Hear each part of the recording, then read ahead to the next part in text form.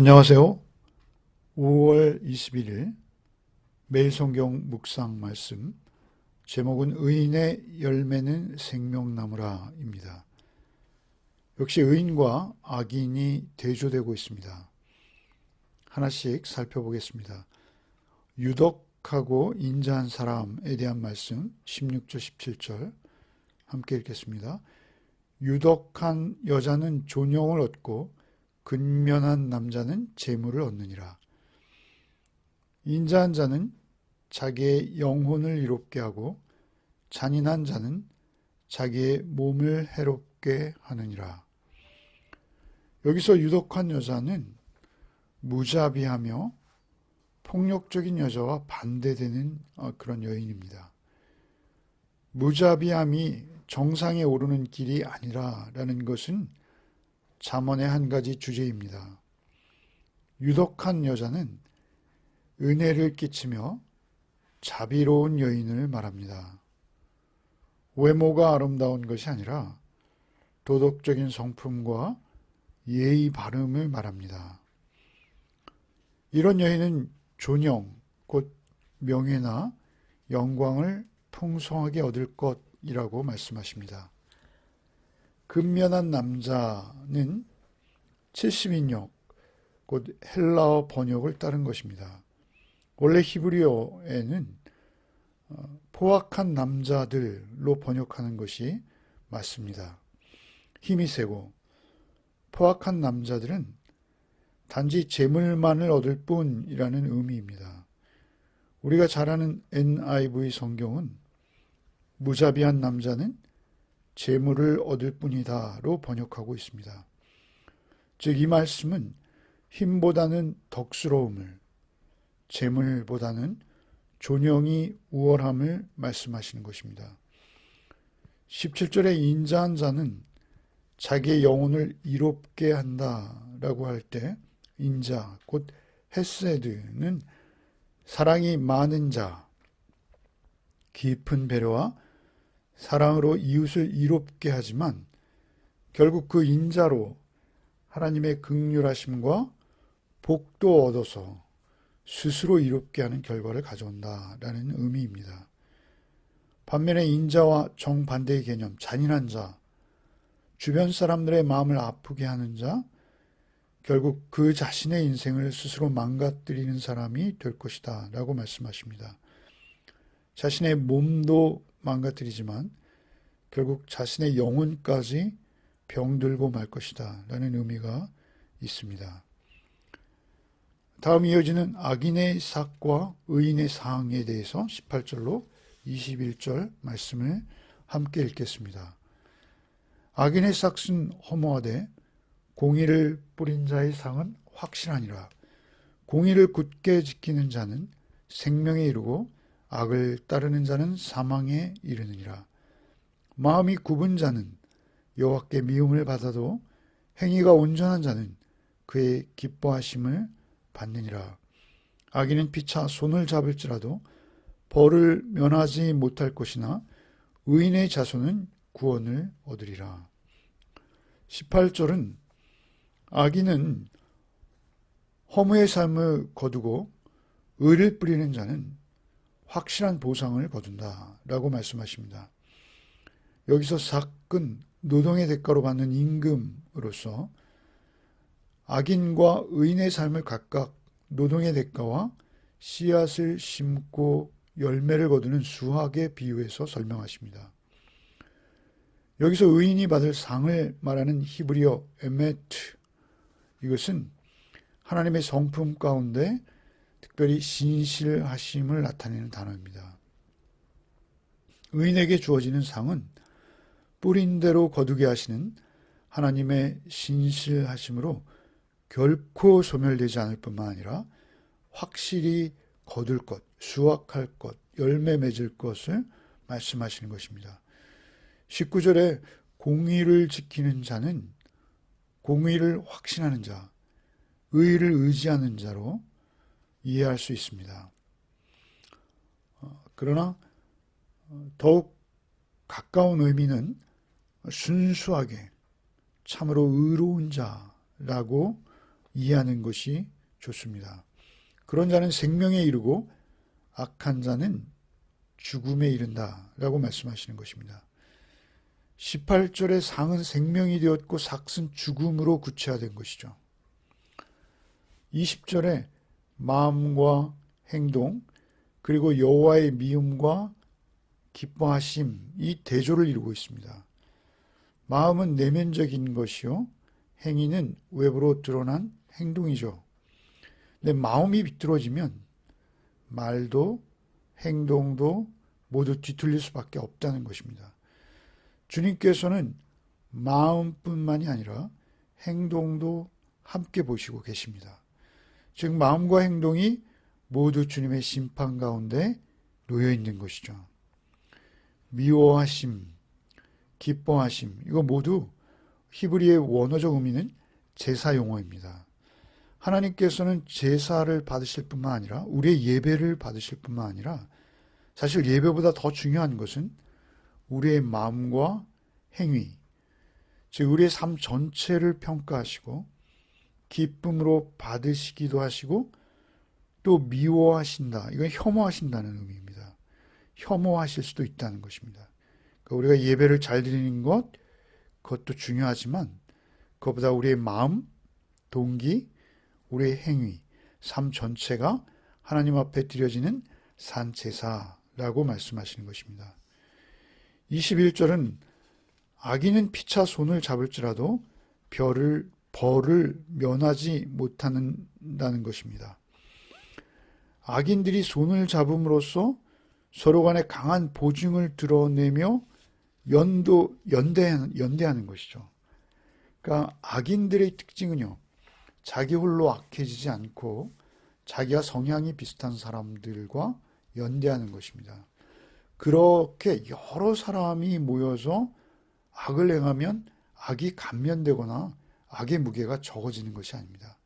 하나님의 심판은 악한 사람들이 연대한다 할지라도 면할 수 없다는 것입니다. 반면에 의인의 영향력은 그 자손에게까지 끼쳐서 자손까지 구원 얻게 한다는 것입니다. 이 땅에서 의인이 핍박받고 억울한 일을 많이 당할 수 있습니다. 그럼에도 불구하고 그는 물론이요, 그의 자손까지 의로운 삶으로 하나님 보시기에 기뻐 받을 수 있는 삶이 되어진다라는 것입니다. 다음은 22절인데요. 아름답지 않은 아름다움이라고 성서 윤영원에서는 제목을 붙였어요. 22절 같이 읽겠습니다. 아름다운 여인이 삼가지 아니하는 것은 마치 돼지코의 금고리 같으니라.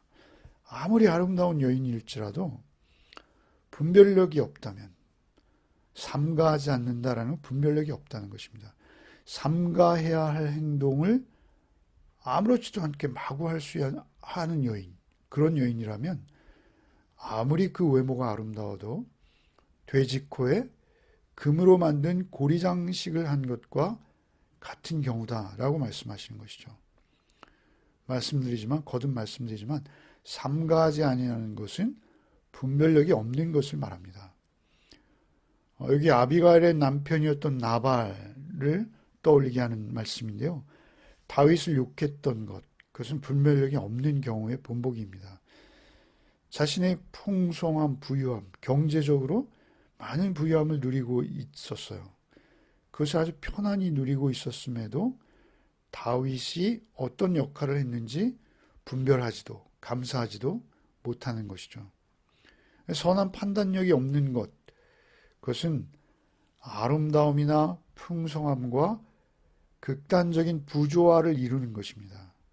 단지 외모가 아름다운 여인과 돼지를 비교한다기보다는 분별력 없는 아름다움이 얼마나 어리석은 것인가를 지적하는 것입니다. 여러분, 우리 시대는 보기에 좋은 것만을 높이 평가합니다. 마치 외모지상주의, 우상과 같이 되어버렸어요. 그런데 진정한 가치를 분별하는 분별력은 우리가 그만큼 취약한 것이죠. 그러니까 외모보다 우리의 진정한 가치는 어떤 사안이나 사태를 분별하는 분별력에 있다라고 교훈하시는 것입니다.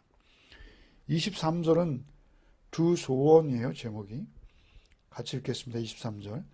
의인의 소원은 오직 선하나 악인의 소망은 진노를 이루느니라. 의인의 소원은 악인의 소망과 나란히 놓여 있습니다. 여러분, 인간은 누구나 바라고 갈망하는 것들이 있어요. 기본적으로 인간이라 하면 어떤 비천한 처지에 있던 어떤 권력자이든 모두 동일하게 바라는 소원이 있어요. 그런데 생명 있는 자가 누구든지 그 존재들이 바라는 것이 있을 수밖에 없는, 그것은 기본적인 성향이라는 것이죠. 그런데 문제는 바라는 것이 무엇이냐가 중요하다는 것입니다. 그가 바라고 있는, 소망하고 있는 것이 그 존재를 규정하는 것이죠. 소망의 결과가 결국 하나님 앞에서 응답될 것이다 말씀하시는 것입니다. 그러니까 악인은 소망하는 것도 악할 수밖에 없고요. 의인은 소망하는 것도 의로울 수밖에 없는 거예요. 계속 드린 말씀입니다만 의인은 내가 틀렸고 하나님께서 의로우시다는 기본적인, 그래서 내 뜻을 하나님 뜻에 내려놓고 하나님과의 교제가 회복되어서 내 생각보다는 하나님의 말씀을 더 주목하고 순종하는 자가 의인입니다. 그가 바라는 것은 오직 선할 뿐이다 이렇게 말씀합니다. 의인의 소원은 오직 선하나 악인의 소망은 진노를 이룬다. 여기서 선하다는 건 토부입니다. 토부. 하나님 보시기에 좋았더라 할 때 토부예요. 그러니까 하나님의 성품으로 거듭난 의인, 그는 소망하고 바라는 것, 이 땅에서 소망하고 바라는 것도 개인적인 욕심이 아니라 하나님 보시기에 좋은 그러한 것들을 소망할 수밖에 없다는 것입니다. 그 바라는 것 자체가 하나님의 뜻에 합당하고 아주 도덕적이고 그 과정이 순탄하고 그 결과도 유익할 수밖에 없다는 의미입니다. 그러나 반대로 말이죠. 악인은 바라는 것도 악해서 그 결과가 하나님의 진노뿐이다 라고 말씀하시는 것이죠. 이것은 결국 종말론적인 소망의 관점에서 최종 결과까지 내다본 예언의 말씀인 거예요. 우리가 하나님의 심판대 앞에서 모든 우리의 바라고 소망하는 것들의 결과가 드러날 것이다 라는 것이죠. 24절로 26절은 베푸는 사람의 복입니다. 24절부터 같이 읽겠습니다.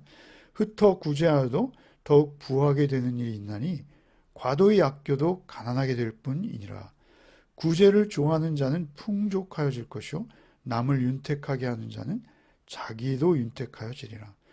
곡식을 내놓지 않는 자는 백성에게 저주를 받을 것이나 파는 자는 그 머리에 복이 임하리라.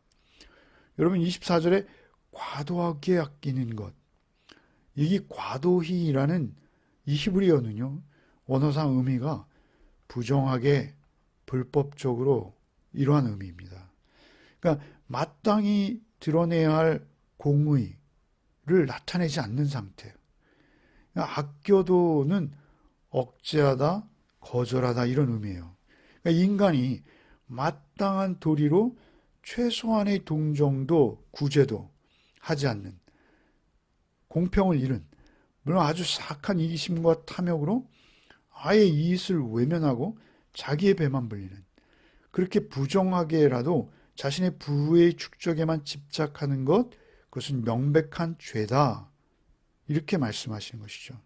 25절에 구제를 좋아하는 자는 원어상 축복에 관대한 영혼 이렇게 번역될 수 있어요. 직역하면.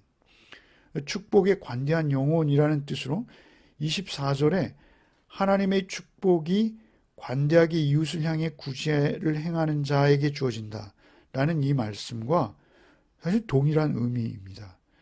남을 윤택하게 한다는 것은 남의 갈증, 최소한의 생존을 위한 갈증을 풀어준다는 의미입니다. 그것을 충족시켜주는 자는 하나님 복 주신다는 것입니다. 이웃의 결핍을 채워주고 새로운 생기를 불어 넣어주는 자, 그것도 자기와 관련된 자들을 말하는 것입니다. 26절을 보시면요. 여러분, 곡식은 우리의 생존에 반드시 필요한 것이죠.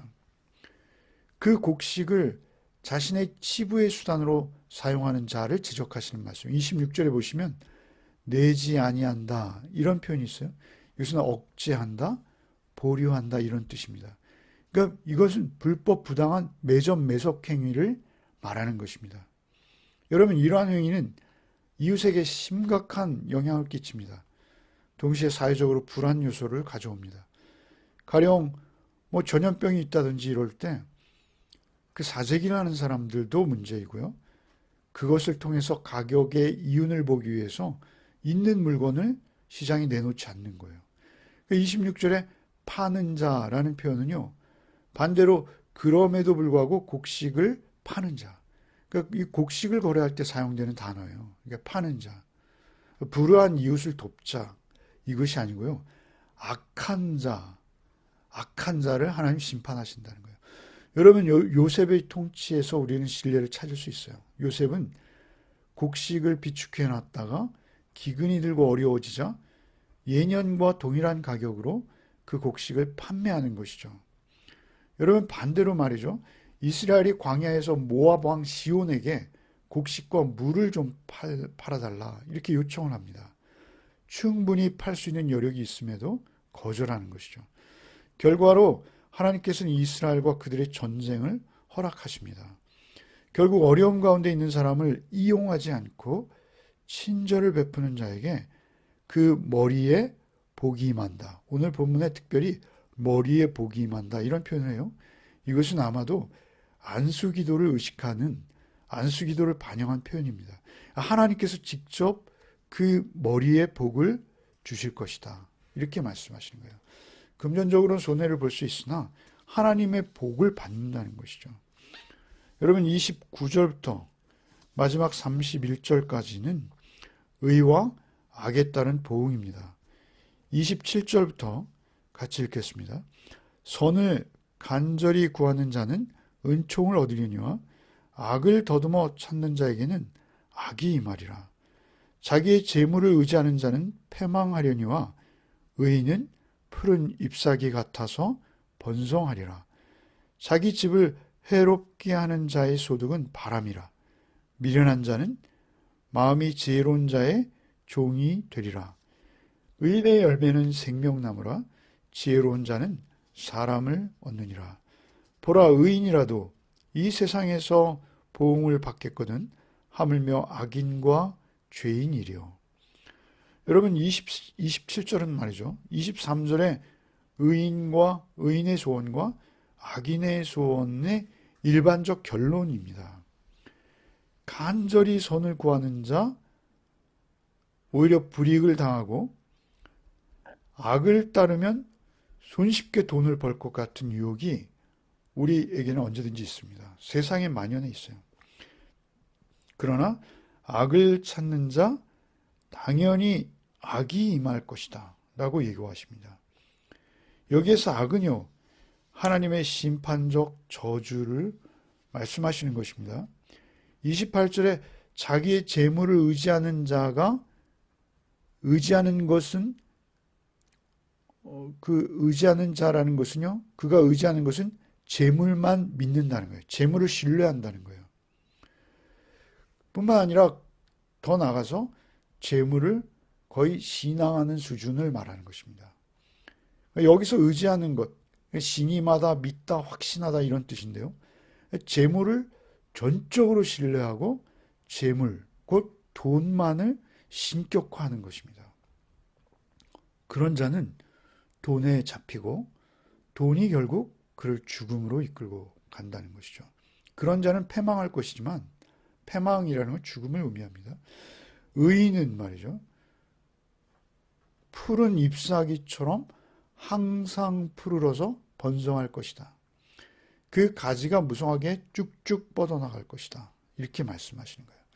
의인의 상황은 제가 늘 다시 말씀드리지 않겠습니다만 하나님과 교제하는 자예요. 돈이 우상이 아니고 하나님이 유일한 나의 최고 가치요, 나의 실존의 이유요, 창조주이시요, 나의 모든 의의 가치가 되는 그러한 자가 의인입니다. 그러한 자는 번성할 것이다. 29절에 재물만을 섬기는 자가 집을 이롭게 하지 못할 뿐만 아니라 결국 그 집에 해로움을 끼쳐서 결국 그가 소득을 얻었어도 그 소득이 무용한 것이요. 그런 자는 미련한 자로 결국 지혜자의 종이 된다라고 말씀하시는 것입니다. 30절에 의인의 열매는 그 의롭다 인정함 받는 자에게 보상으로서 주어지는 것이기도 하지만 그것보다는 의인의 내면에서 솟아나는 변화로 인한 성품이 자신의 의도와 상관없이 드러나는 상태를 말합니다. 여러분, 그렇게 생명의 열매를 맺는 게 의인인 거예요. 그래서 곧 의인은 지혜로운 행동과 말의 온전함 때문에 다른 사람의 영적인 안녕, 다른 사람의 영적인 구원에도 큰 영향을 끼치게 될 수밖에 없다는 것입니다. 결국 그들도 구원의 길로 인도하게 하시겠다라고 말씀하시는 것입니다.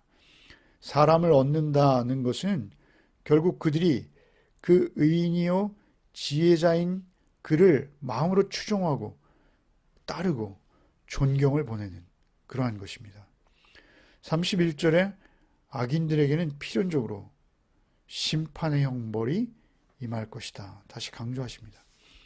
잠언의 말씀은 우리가 그냥 당연하다, 너무 뻔하다라고 여기면 사실 별 은혜가 없을 수도 있어요. 그러나 우리가 그것을 다시 곱씹고 곱씹어서 그 의미를 따라갈 때 참으로 놀라운 깨달음과 진리의 말씀일 수밖에 없습니다. 한 절 한 절을 깊이 묵상하시는 잠언 묵상이 되시기를 바랍니다. 기도하겠습니다. 오늘도 오직 우리의 가족과 우리의 이웃을 섬기며 주님의 생명을 삶으로 전하는 생명나무로 살게 하여 주옵소서. 그렇게 생명나무로 서 있을 때 더욱 굳게 뿌리 내리게 하시고 그 삶을 통해서 많은 이들이 하나님의 의로우심의 아름다움을 보게 하여 주옵소서. 주께서 바라시는 아름다운 열매를 맺는 우리 열매 가족들 오늘도 그 삶을 살아내게 하여 주옵소서. 예수 그리스도 이름 받들어 기도하옵나이다. 아멘.